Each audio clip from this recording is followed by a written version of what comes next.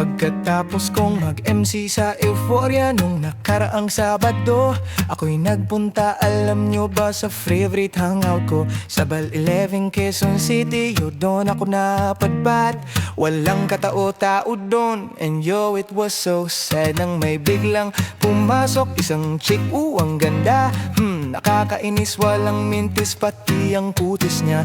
Mata niya ay kulay brown, mayroon siyang bresa, ngipin, kamukha siya ni Rita Avila kung iisipin. Katawan niya'y 36, 24, 34. Sa panong paraan kaya ako makakaskor. Magaling siyang pumorma, suot niya ay hanging shirt.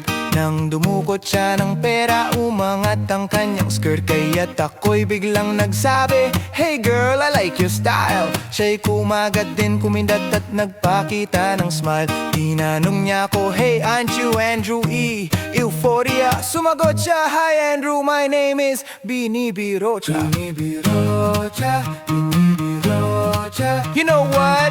Talagang type na type ko siya. Binibirocha, Binibirocha. You know what? In love ako sa beauty niya. One more time in the place. Binibirocha, Binibirocha. You know what?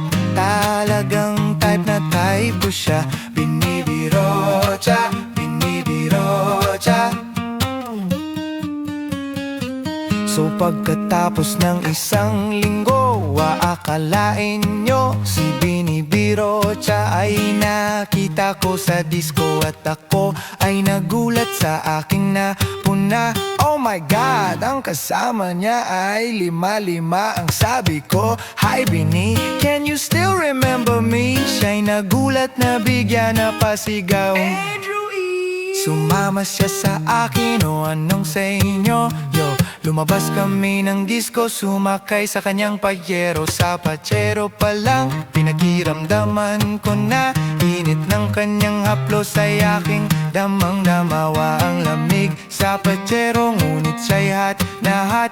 Gilig ng aking tenga, pilit niyang kinakagat. Sa tulong ng kanyang labi, ako ay kinilit Kinuha aking kamay, inilagay sa kanyang binti. Para bang mauubusan, siya'y nagmamadali. Pumatong siya sa akin at siya ay napangiti. Binibirocha, Binibirocha. You know what? Talagang type na type ko siya. Binibirocha, Binibirocha. You know what?